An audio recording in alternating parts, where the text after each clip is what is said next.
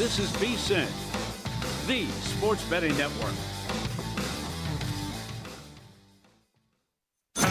This is Money Moves on VSiN, the sports betting network.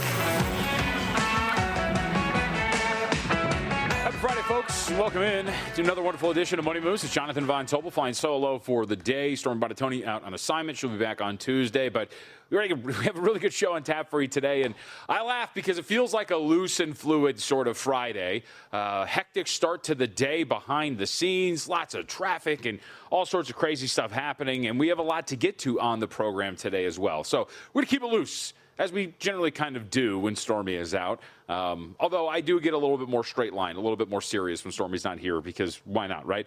We do have a Major League Baseball contest set to begin in the next 20 minutes. So let's start there before we get to our rundown, get to a little bit of the National Football League and some more. But the St. Louis Cardinals set to do battle here with the Chicago Cubs. Let's hit some numbers really quickly as this game is going to get started in the next few minutes. Matthew Liberatore getting the start for the Cardinals, plus 168 dog. Cubs minus 180 coming back on the other side. Clay Holmes making his second start in a Cubs uniform. Last time we saw him, the first time in a Cubs uniform, on the road against Kansas City, 4 innings. Faced 18 batters, gave him 6 hits, 4 earned runs, struck out 1, and walked 2. It is the 4th consecutive start for him in which he has walked 2 or more, but that's a little misleading considering of those 4, 3 of them came in May. Of course, shelved with some injuries. So I think you're just waiting. You know, this, I think, buy from the Chicago Cubs was hoping that Holmes is going to round into form by the time you get into the postseason. So seems pretty strong to lay that $180 here, considering what we know about Holmes at this point. Liberatore not really coming in great form. ERA of 5.15, expected at 5 flat and a FIP of 470. Last time we saw him, gave him 5 earned runs against the Colorado Rockies. Nothing really strong, but we're going to keep track of this throughout our program here today. But worth noting, the Cubs look like they're set to go off as about $1.80 favorites with Holmes on the hill. So with that, we'll wait for that one to begin. Until then, let's get the show started as we always do. It's time for the top headlines and topics of the day. This is The Rundown. You know, I haven't seen a lot of movies, but I have seen The Jungle Book, and Bare Necessities, I believe, is one of the tracks of the movie, right? I think it's Baloo that sings the song. Bare Necessities are at the top of the list today because there are some necessities for the Chicago Bears. 2 things, in fact. We got to see if Caleb Williams can be on track. Can he actually do the little things, the easy things better this year? And can this defense continue to do what it did last year? Bears are one of those teams that look like they're going to snap back to reality this season, so it would be necessary for them to maintain some sort of form if they want to make it back into the postseason. We'll see if they can do that as part of our training camp tour, which will continue in Chicago next year, or I don't know the timeline exactly, but one day will it be in Indiana? We'll find out. Next up, campus and clubhouses. We do have a lot to get to in college football. Cole Cubelic, is going to join us here. Former Auburn offensive lineman, covers the SEC for the SEC Network. A lot to get to with the Southeastern Conference, and of course, Major League Baseball in full swing. We do have to talk about the rest of the Major League Baseball card. And speaking of college football, too, we cannot forget Von Delzell is going to be with us. We are getting closer, so we might as well continue our coverage. We talked to Tim Murray yesterday about Week 0 and Week 1 plays. We will do the same with Vaughn of NBC Sports coming up in the second hour. But we start with the big one. First impressions from last night, the first full day of NFL preseason action. And we got a lot of data to sift through, even though we only had 6 games on the card yesterday. But a rough day generally for bettors, specifically those bettors who moved the market yesterday in those contests. Via Circa graded lines, so these are the closing lines, the opening lines that I'm using my data for yesterday. A smattering of differences in some of the numbers, obviously, but we use Circa for the sake of our experiment here. Underdogs go 5-0 against the spread. Chargers here, they closed as a pick. Some spots they were a dog, so that one, it depends on where you look. Go 6-0. 2 outright wins from the underdogs, though, here at Circa. Pittsburgh and Arizona get those victories outright in the preseason action last night. Totals, a perfect 6-0 to the under yesterday in the NFL preseason. For the preseason as a whole, if we include the Hall of Fame games, 6-1 so far.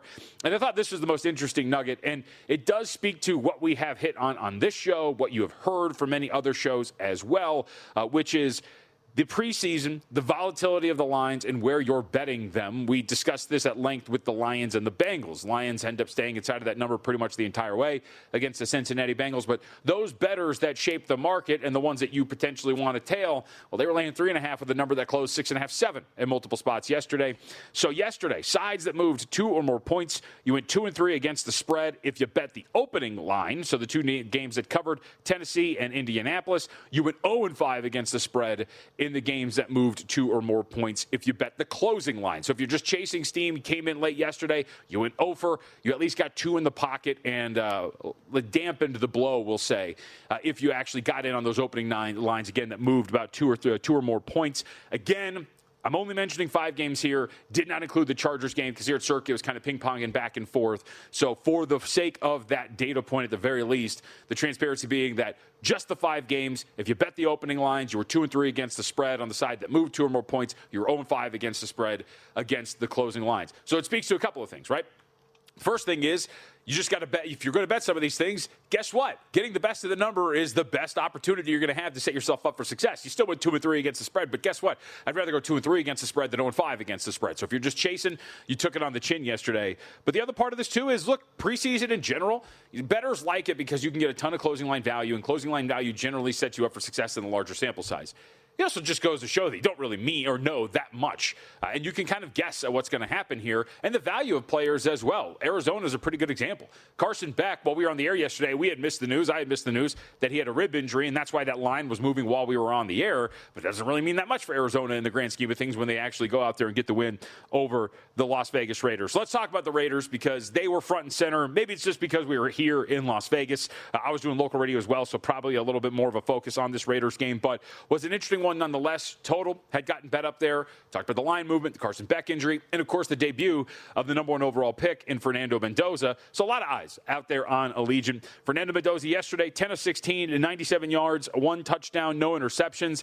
Said to the media afterwards that, you know what, it was a good experience. It was great to get out there, get my feet wet. You know, at first, especially the first drive, felt a little sped up because so much anticipation and excitement. However, I feel like my teammates around me protected me very well, and they helped slow me down. And I think it was a good experience. Yeah, you got to wonder for Mendoza and the Raiders if they're going to be a team that potentially, and I know to the closing number, that game still went under the total, but if they're going to be an overplay here in the preseason, just generally, again, if you're talking about closing number went under the total, opening number went over the total. But the defense didn't look particularly great, but Cubelic clearly seems to be scheming up a little bit here and trying to get this offense set up for success. Had a really strong first half in terms of scoring. So I do wonder if that's going to be something from a betting note as we move forward with the Raiders, if that's worth tracking. For what it's worth, from a PFF standpoint, the second highest graded passing grade for the 3 quarterbacks that got in the game for the Raiders, that was Fernando Mendoza. A relatively mundane stat line, though. Average at the target, 7.7 yards downfield. Yards per attempt at 5.7. Made some pretty good tight window throws, as we saw as well. And the most important part, as you know, that I love, and I think it's the most important, did not put the ball in danger. 0 turnover-worthy plays for him, and in fact, no turnover-worthy plays for the Raiders quarterbacks in general. And a crisp start for Kirk Cousins. 5 of 6, threw a touchdown on 6 dropbacks in that game. So do wonder what this looks like. Now, didn't really have to do that much. Average depth to target for Kirk was just 4.8 yards downfield, but the Raiders put together very good performance. The other one that we saw yesterday that everybody was impressed by, and rightfully so, and this is, I think, one of the bigger lessons when you're talking about starters, their value, and we don't really know and don't really think that we can quantify what a starter means in a preseason game, because the Packers, they go off as pretty solid favorites on the road against the Pittsburgh Steelers. They're up 3-0 at the end of the first quarter, and it's all Pittsburgh from there. Steelers win 28-9. Drew Aller, the story, 10 of 13 yards, 10 of 13, 153 yards, 2 touchdowns, no interceptions. Wildly impressive performance. Told the media afterwards, complete team effort, not just me. I mean, I think my job as a quarterback is to go out and put up points no matter what the situation is. So I feel like we did a good job of that. And it wasn't just me out there. I had 10 other guys, and then including the coaching staff, and obviously with Coach McCarthy calling the plays, but the whole offensive staff doing a great job of, getting us into successful plays and allowing us to go out there and be successful. So it's a total team effort, and no matter what. And then obviously defense and special teams, did a really good job tonight too. So it wasn't just one phase or one player that won the game tonight. Now, of course, we're probably going to run to bet Drew Aller to win Offensive Rookie of the Year, right? No, but again, from a preseason standpoint, I think you mark this down. Aller seemed to really thrive in the system with McCarthy. We'll see if that really does matter as we move forward in the preseason. But another one to note, quarterback play, how they operate in these systems, it does seem that Aller at least has a good grasp of what he wants to do. And here's the thing, if he is going to perform above expectation against a lot of third and fourth stringers, obviously pretty good for the Steelers as well. So Aller, something to write home about as well. A more explosive performance for Drew Aller and the Pittsburgh Steelers, which leads us to today, Friday schedule, a pretty deep one. We get three intriguing ones. Let's start, though, with Tampa Bay and New York because I thought this was pretty interesting. Let's hear from Aaron Glenn, guy. Actually, we'll push Aaron Glenn back. We'll talk about the Jets a little bit later because I don't want to get up against this clip and not have anything to fall back on. So let's talk about the Denver Broncos and the Atlanta Falcons really quickly. First off, head coach Sean Payton telling reporters Bo Nix not going to play in this game today, but instead will play the following 2 weeks. Remember, Nix coming off of that ankle surgery. He's been practicing fully throughout camp. So we know that Jarrett Stidham and Sam Ehlinger are going to get a half each for the Denver Broncos. For the Atlanta Falcons today, Tua Tagovailoa is going to get the start. He has not been named the starting quarterback, so technically still in a battle, one would assume. Although Michael Penix has not been cleared for 11-on-11 work, he will not play today. So what does that mean? Rotation for the Falcons. After Michael Penix, Cooper Rush and Jack Strand are going to come in behind Tua Tagovailoa. Worth noting the quarterback rotation there. Miami and Washington, also worth pointing out here today as well. Malik Willis is expected to start for Miami. Jaden Daniels is not expected to play against the Miami Dolphins. Miami, now Washington has some new faces as well along the sideline, but Miami, of course, new faces everywhere and a lot more to play for in the sense of establishing both culture and just continuity with some of these new faces. It's pretty much a rebuild roster. Almost every single person in terms of their position group is a new face. And so one would expect a pretty good effort, maybe some game planning there for Miami today. Commanders initially opened up in that one as a 1.5-point favorite. We'll get you some of the numbers and what it looks like from there. But on the other side, let's talk a little bit of baseball and more. Adam Rosenberg is going to join us. We'll get his bets for the slate and more next on Money Moves.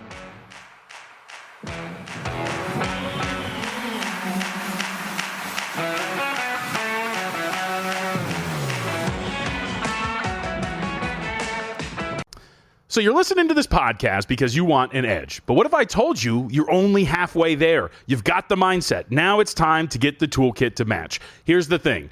Pro bettors spend thousands on data and tools. But what they don't want you to know is that you can get the same edge for a fraction of the cost with VSiN Pro. VSiN Pro gives you access to expert picks, public betting data, prop projections, powerful tools, analytics, and more. Just tap the link in the description and see why thousands of bettors are already using VSiN Pro to cash more bets.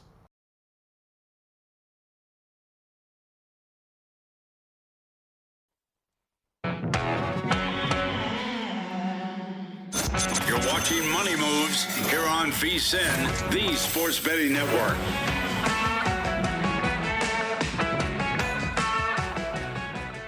Sorry, Justin. I can't remember. Do I have a read here? I have to ask my producer, Justin. Next segment? Okay. Or you do? Okay. All right. Look, it's a Friday. All right. I'm a little loose right now. I have no idea what's going on. I got wrapped up in trying to find some breaking news. But it doesn't matter. There is no breaking news, by the way. I just thought something came down. With that, we reset. That's right. Just like any good quarterback, it's the next play here. Let's move on to the next play. Much like Carson Beck. Adam Rosenberg is here with us. Gives us a little bit of time here today on this Friday. We appreciate it, buddy. Thank you very much. You can follow him up on X at Hey Rosenberg. We've all been there before. Let's talk a little baseball, though. Let's talk about my Angels first and foremost, because we have a lot of different angles here for Anaheim that I want to get your thoughts on. We'll start with the game tonight before we get to big picture, because they do get to take on the Kansas City Royals. Looking forward to this just because the Angels, I have nothing to look forward to in my life in general, but Grayson Rodriguez brings me joy because I like to watch a lot of high-scoring baseball games, and they have followed behind him, considering how poorly he has been pitching. What are we doing today, though, with this one? Right now, we're looking at Royals about $1.09. You're laying on the road with them. Total 8.5, shaded to the under ever so slightly at DraftKings. Well, so first of all, I do think of you every time I do an Angels segment, just because, you are an Angels fan. I think 2 years ago I came in with Ron Washington for manager of the year, right, and you just said, get out. So, and then he did get out, and then we saw him eating chicken wings in the booth, I think the day after he had like a medical leave or something like that, if I remember correctly. Yeah. Look, both these teams stink. I actually do think this is a relatively good Grayson Rodriguez spot. That's not saying much, but look, Angels versus righties, sub 100 WRC plus on the season. It's 66 over the last 12 games, 67 over the last 6 games. So this team is what it is against righties. That would be them going against Seth Lugo. 2.83 runs per game over the last 12 with a 30% strikeout rate. Everybody is hitting their K props against this team. But I'm going to go with the under here because this Royals team, which I have been telling people for the last 3 years, I believe is cheating when they are not at home. They stink either way. This is an 8.5 line. Obviously, you got to deal with that Angels bullpen at times on this, but I don't trust either of these offenses. I think this is a little high, and like I said, I do think this is a relatively good spot for Grayson off the road. So under 8.5. Let's go with that for this one. All right, let's zoom out for the Angels because right now they are very close to having the honor of the fewest wins in Major League Baseball in this regular season, in contention with a few teams, including a division rival in the Athletics. Do we think it's a possibility that they could have the worst record in the Major League? And is that something you would worth playing at this point right now? Yeah, if there was a month where this team was really fun, and I'm not trying to rub this in, but this, in my opinion, is the worst run franchise in MLB is the Angels. So I plus 225. They're a half a game out of being the worst team. The Pythag actually, says that they're better, and the Pythag actually says that the Athletics, who have the worst record, are worse. But this roster and this pitching staff just overall stink. It's just not run well. The vibes are bad. I don't know if Suzuki's the right guy there. It's just plus 225 for the team that's actually playing the best out of all the 4 teams that are meshed in that bottom. They're 5-5 in their last 10. Mm-hmm. I think plus 225. Let's sell high on this Angels team for the worst record at a more than 2-1. It does not hurt if you state facts. Yeah, they are the worst run team in Major League Baseball. They've been absolutely awful, and we're just praying for the day that Artem Moreno decides to sell the team, which doesn't seem to be happening anytime soon. Let's stay in the division, though. I am high on this Rangers team. I've kind of been chasing this Dragon for a year and a half now, and I'm hoping they don't let me down this year. They're on the road against those Athletics. We're looking at a near-pick price between the two. Totals 9.5, shaded to the under a little bit, depending on where you're looking. How are we going to handle this pitching matchup, this game overall? So this is another spot where I like Kumar. Kumar Rocker's been better over the last month. He's overall for the season been better on the road. The whole Sutter Health produces runs thing, that this season hasn't really been the case for this A's team, which I just discussed. That team stinks. They have 39 home losses this year, and 34 of them are by 2 or more runs. So let's take this Rangers team to pile it on. A's have the worst bullpen in baseball by quite a margin. ERA of 6.16 in their bullpen over the last 21 games. So let's take this Rangers team to put it together, score some runs on them late. I remember the other day I went to bed for the Rays-Angels game, and it was relatively tight in the first 5, and I woke up and the Rays had won the game by 7 runs. So this is absolutely possible. I know the Rangers haven't done a ton of run line wins this year, but if they're going to do it anywhere, they're going to do it at Southern Health. They're going to do it against this A's team. So give me this, the Rangers on the run line. Look, you can take the money line. It's cheap, but look, a little bit of extra plus money because you have to struggle through watching this game. So plus 144 for the Rangers to win by 2 or more. Adam Rosenberg with us at Hey Rosenberg up on X, Major League Baseball betting analyst. All right, let's take a look at the American League East. Speaking of the number 7, they won. The Red Sox did 7-0 to snap their losing streak against the Toronto Blue Jays the other day. Now they get the Pirates. It's Bubba Chandler and it's Jake Bennett. Not side, but I think a first 3 play is where we're going here today. First five with an under 3.5. Bubba Chandler's been a bit better. He's I still think he's pretty mid, but he's been a bit better. Good spot for the Pirates coming home. They did pile it on in the finale against the Marlins. It's good for them coming home. Those Red Sox, man, the last 10 days have not been playing well. After that A series kind of fell apart for them at home, and they haven't looked great offensively. They're also averaging less than 3 runs on the road in their last 21 games. Pittsburgh can't hit lefties to save their life, so I do like Bennett here going against the Pirates. I feel like the Red Sox have 7 lefties in their rotation. It's just everybody in Sonny Gray is basically a lefty with this team. So I'm going to go with the Red Sox also on the road coming off another road series. Pittsburgh coming home. I like this to be an under in that first 5. So give me the alt under though of plus 146 for under 3.5. It's kind of a thing for me is I always take an alt. I always will go for the alt under 3.5 when I see a 4 or 4.5 as the first 5. Yep, so plus money on it.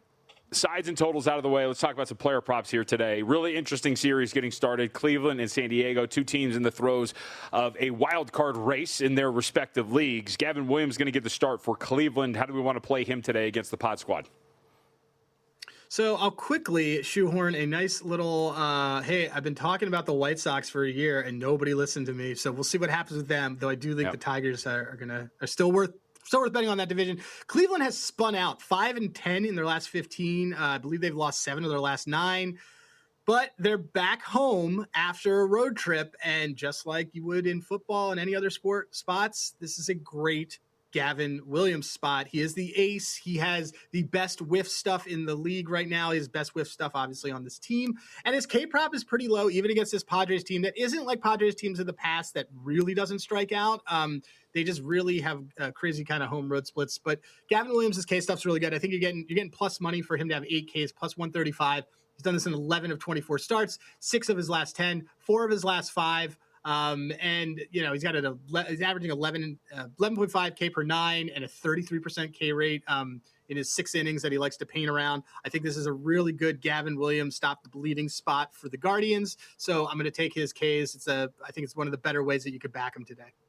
All right, and in the American League East, Orioles and Rays, Steven Matz is going to get the start. Former Las Vegas 51, by the way. Nobody cares. The old minor league team out here now, the Aviators. What are we doing at the back end of this lineup for the Rays? Cedric Mullins, I believe, is the focus of your wager here.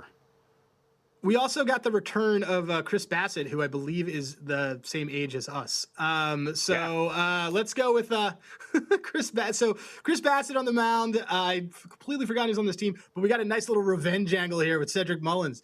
Get some of those lefty platoon splits on a guy who hasn't pitched in the majors in 2 months. Over 2.5 total bases at plus 376, and over 3.5 total bases, which is a home run, at 543. His home run is 640, so I figured actually if you actually ladder his bases on here, you could probably make out a little bit better. You don't have to worry about that whole home run drag or whatever Twitter's saying. I think home runs are being pulled back by baseball is the latest rumor that I heard. So I do like him. He does this a lot more at home. He's had 10 games at home with 3+ total bases. 9 of these games, he had 4+ total bases. He just loves to hit this at home. He's just been, again, as a lefty, he's just been crushing it against righties. It's 687 OPS, but he's been a lot better lately with a 350 over the last 10 games against right-handed pitching. So Cedric Mullins, I like you to have a base fiesta in Florida against Chris Bassett and the Baltimore Orioles. So we're going to go with some of those alt player props there for them. Handigraphs is the spot. You want to check that out. Adam Rosenberg up on X. Hey, Rosenberg is the handle. Adam, we appreciate it, man. Thank you very much for joining us today. Yeah, man. I'll see you in a couple weeks. Yes, we'll get you in the studio for sure. I got to get out to Las Vegas as we are getting closer to football season. Everybody's descending upon our city. So check out Adam again, Handigraphs at Hey Rosenberg. We're underway in Major League Baseball in our 1 midday game. Scoreless as we head to the bottom of the first inning between the Chicago Cubs and the St. Louis Cardinals. Let's get back to football, though, because it is football season. Cole Cubelic's going to be with us on the other side, SEC Network. Is he with me? Is he as high on the Auburn Tigers potentially as I am? We will see if that's going to be the case and whether or not there could be some madness in the SEC. We'll find out on the other side here on Money Moves.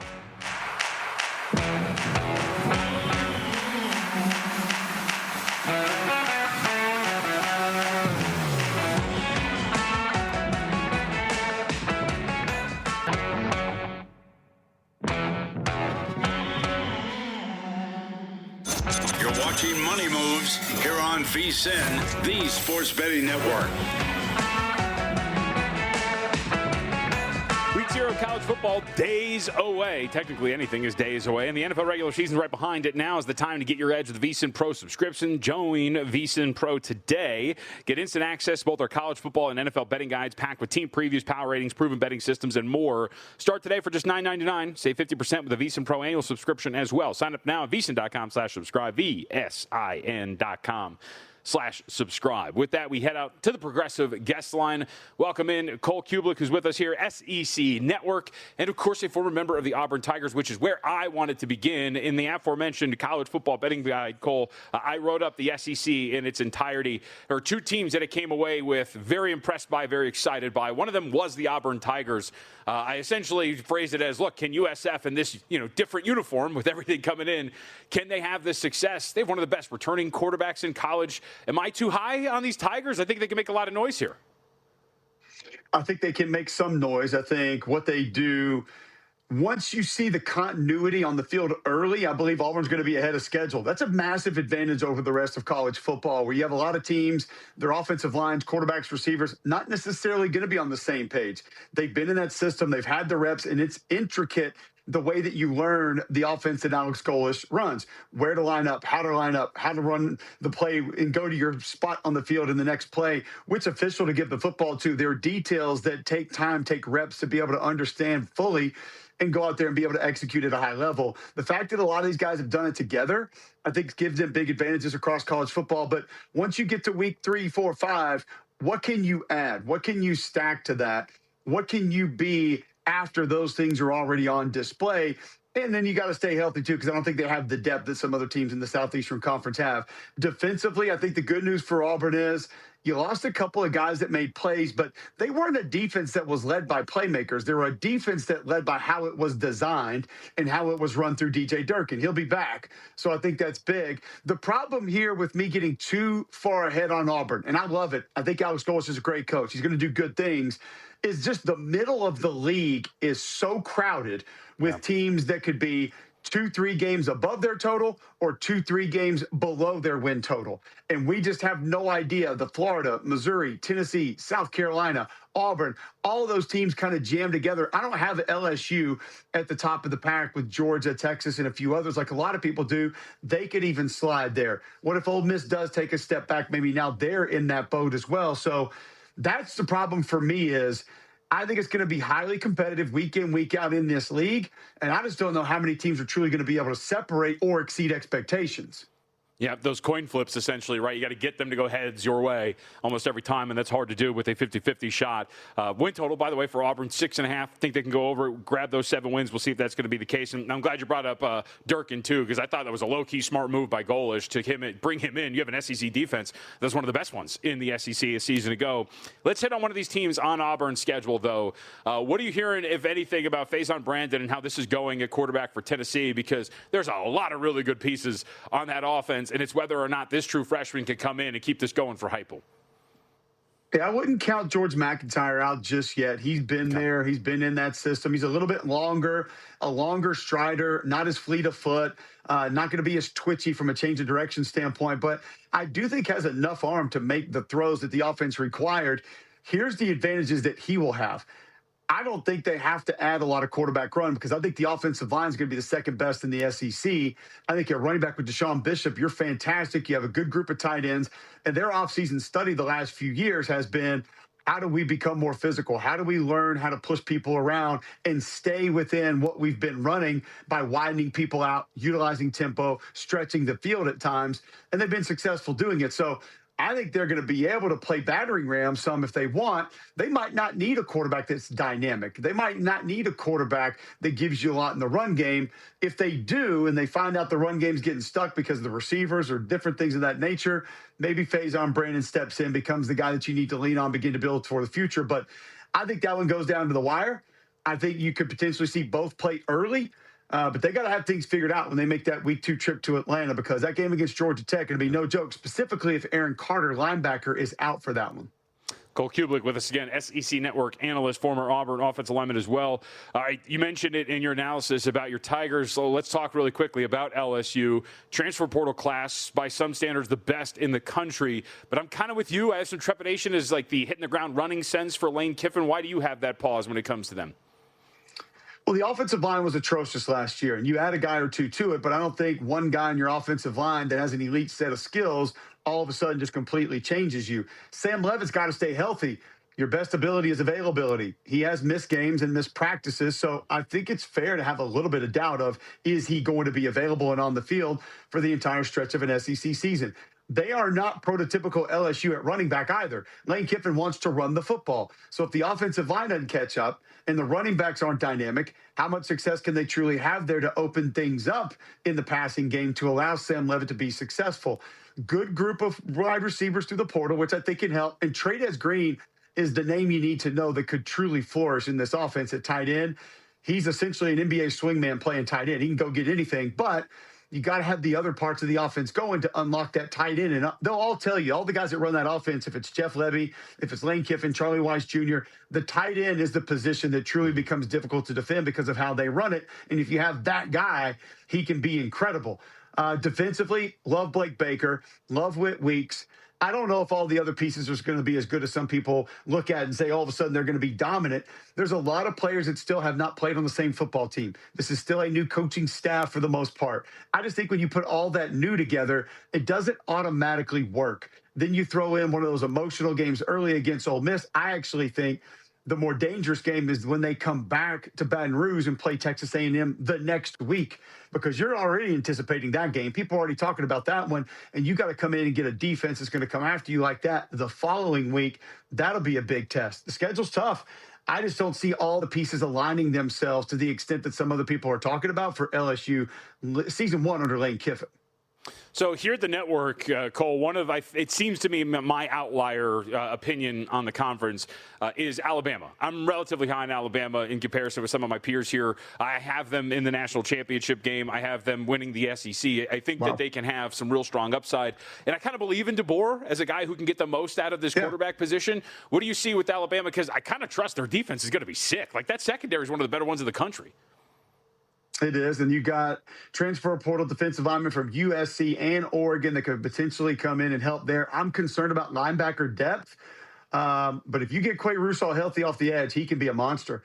And I agree with you. The experience in the back end is going to allow Kane Womack to be so much more multiple starting out. He didn't really get aggressive up front with the front seven until the LSU game last year. And then the back third of the season, he proved that he wanted to be that. I think they want to be that more consistently this year. But you got to have guys that can cover space on the back end if you're going to be able to play aggressive in that manner up front.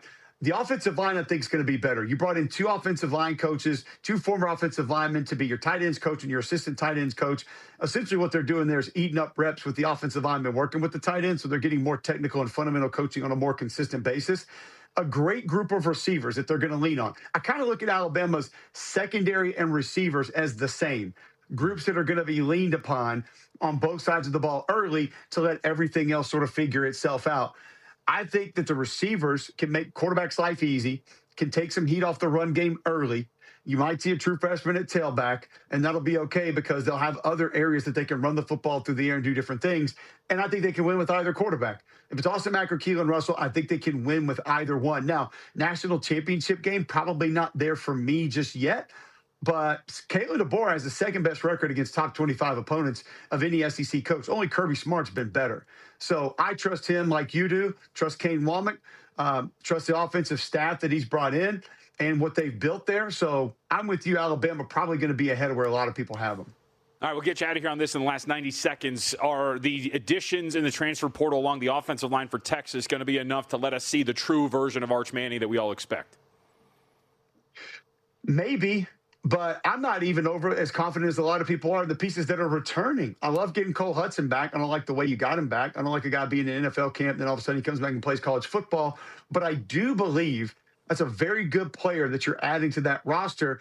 Goosby's a guy that has all the talent in the world, but still has a ways to go being a refined offensive lineman. And that group got bullied at times. And very rarely did they push people around. That's what I need to see. Listen, that's kind of the story for Texas for me. They've got every sports car at the dealership. They're fast, they run well, they jump high, they make one-handed catches. Who's going to do the dirty work for the Texas Longhorns this year? Who are the guys that like to do the things that most people don't like to do? Every team's got them that wins championships. Every team that competes for championships has them. Who are the program guys? I just wonder if there's enough of that for Texas to truly make a run and then go win a national championship. But a lot of that that I just referenced will start up front with that offensive line. Cole, we appreciate a couple minutes. Thank you, sir. Big fan of your work, and we'll talk again soon. Thank you very much. Cole Cubelic again, SEC Network. All right, let's take a break. When we come back, Will Hill is going to join us. The buff man himself's got some plays in Major League Baseball. Got to talk a little bit about football if we have some time as well. Don't miss it. That's coming up on the other side.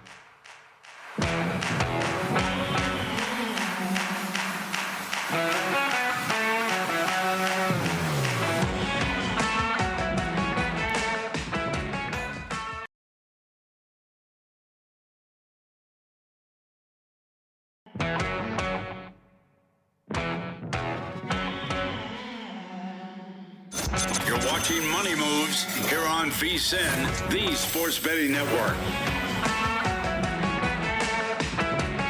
Most people think sports betting is about picking winners. Ungambled is built on a different idea, matched betting and arbitrage. It's a tool that teaches you how to use sportsbook bonuses and promotional offers to capture value whether or not your side covers. And Ungambled backs it up. If you don't turn a profit on your bankroll in 8 weeks, they refund your membership. To learn more, start with the free guide at ungambled.com/VSiN. That's ungambled.com/VSiN. Use promo code VSIN for 10% off. Bet sharp, look square. All right, we are back here on Money Moves, and it's a Friday. Just got some great news from our producer, Justin. Absolutely fantastic. I'm in a great mood now after a rough start to the day. I know you all care about how my day is going. But then it took a turn right before we come back on the air. Let's head out to the Progressive guest line. Welcome in one Will Hill, who was in studio last week and now is far away. And it might be for the best that you are back on the East Coast because fisticuffs might have ensued during the break, though probably wouldn't have gone well for me, considering your stature. You decided to denigrate the memory of Russell Westbrook. Flags should fly at half-mast today and yesterday because Russell Westbrook has decided to retire, and you come in and you crap all over his memory? How dare you? Well, this is a continuation because Femi and I kind of got into this the other night on primetime, and Femi's a Westbrook guy. I am not. And then I saw on Twitter people taking sides. Chris Macero's, I agree with Femi. I agree with Femi. You know, all these people, everyone was on Team Femi. So I'm just surprised. You're such an analytically driven guy. And Westbrook, I just watched him for years, not only the Lakers, but these other teams. Shoot 30% from three and shoot three after three after three. And I just put it this way. I admit, first ballot Hall of Famer. And, 9-time All-NBA, only 2 first team, but that's a Hall of Fame career. If he was your best player, you were never going to win anything. And you can't say, well, he didn't win anything. He didn't play with anybody great. He played with LeBron. He played with Durant and Harden. He played with Harden again. He played with Kawhi, Jokic, Anthony Davis. Paul George was third in MVP. He never won anything. I just feel like if he was your best player, you're kind of like a 40-win team, one and done. So I was never a big Westbrook guy. Just felt unhinged to me. I understand the talent and the accolades. He had a long career, made plenty of money. So, he doesn't care, I'm sure, what I think, but was never my cup of tea. So this is always the dangerous game where I ask a question expecting an answer, but your biggest gripe, and I'll phrase it like this to maybe get the answer I want, the biggest gripe in general with the association over the last few years has been what? I know. Right? The guys don't play. He played hard. I get it. Yeah, and that to me is one of the big things. And I can separate, because you're right, like analytically, if we're like building teams, whatever it is.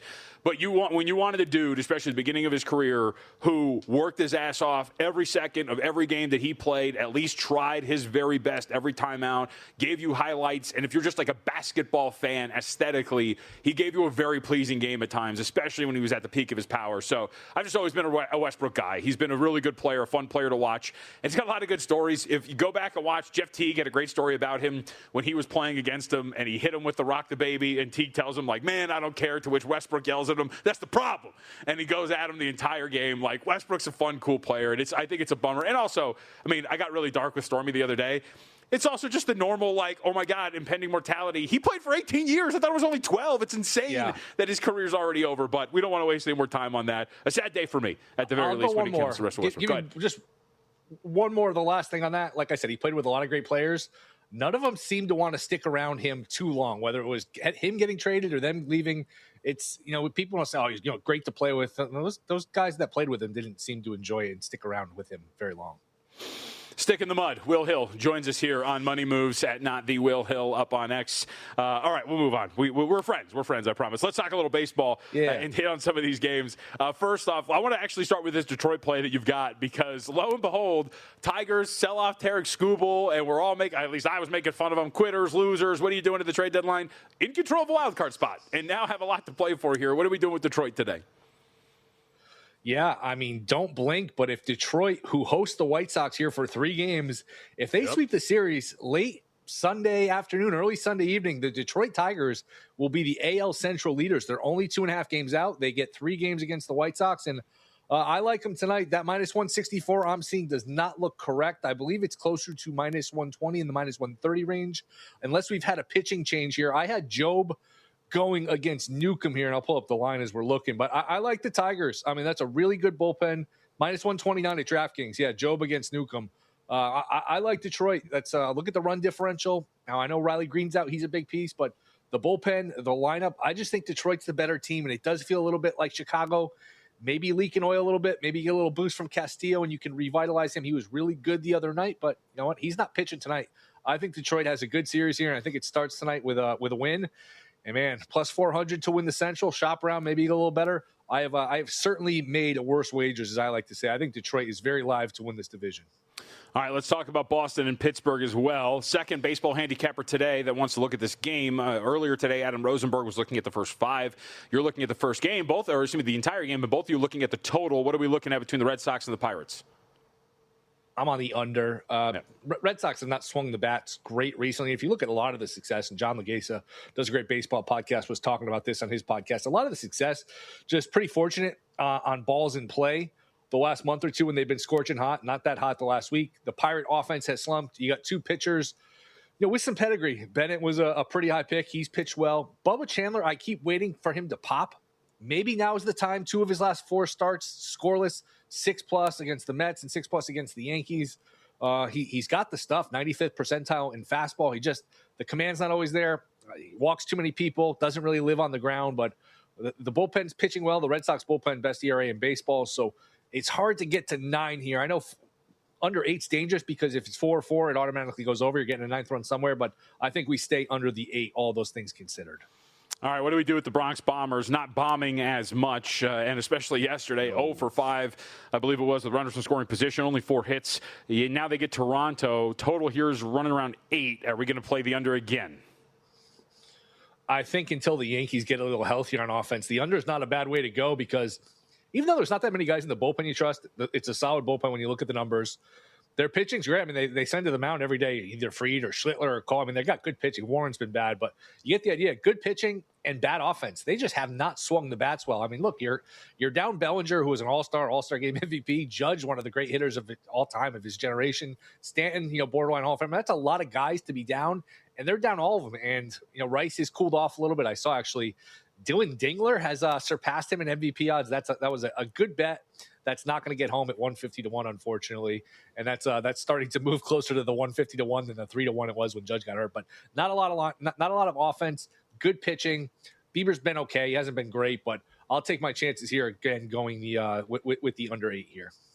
All right, right now, and Will Hill's with us on the Progressive Guest Line. You can follow him up on Twitter at @NotTheWillHill. We do have a game underway. Chicago Cubs, top of the 3rd. Clay Holmes in his second start as a Cub. So far, looking pretty good after a rough outing against the Royals the first time around in a Cubs uniform. So let's talk about this Cubs team. A lot of people really buying at the trade deadline what they bought, and I would agree with it for the most part. I think we're also learning, too, Will, that the Dodgers aren't infallible. They're going to be very good, and they're going to be very hard to beat in a best-of-7.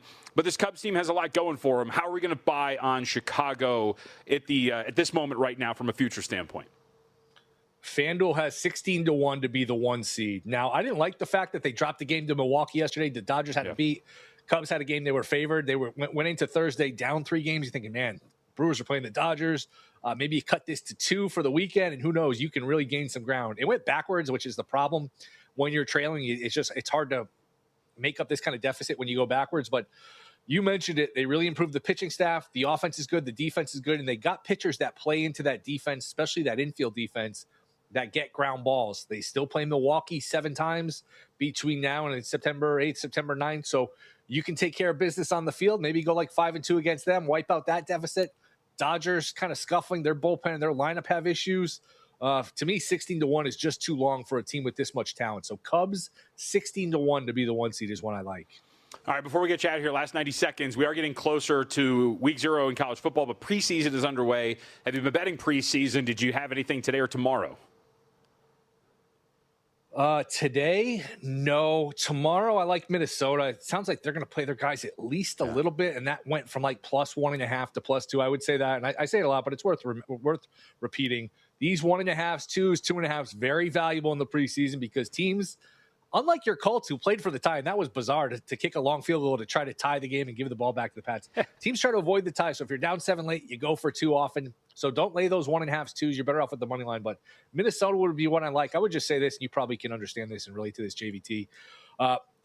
From a content standpoint, the NFL is tough because you see, all right, this team's playing their guys. This team's not playing their guys. The line moves a field goal in an hour or two, and like it's just hard to talk about these bets because the lines move so much and so dramatically. But it was fun last night. It was fun to have it back, have a bunch of games to watch and to bet on. So I'll be watching it.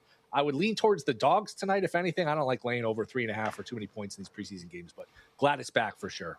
Also, closing line value, Bupkis. If you bet the opening lines that move 2 or more points, you win 2 and 3 against the spread. I had -0.5 point in the first half for the Raiders. It closed 2.5, and guess what? Didn't even get close. Will, good to talk to you, buddy. Thank you very much. All right, see you guys. Thanks. Yep, at Not the Will Hill. Should have bet more podcast as well. Second hour of Money Moves coming up next.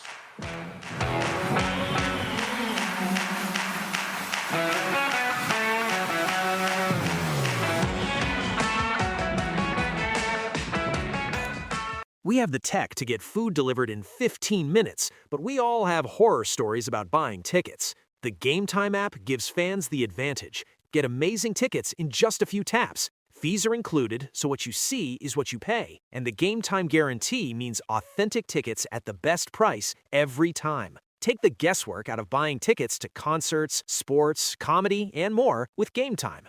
Download the Game Time app and create an account for $20 off your first purchase. Terms apply.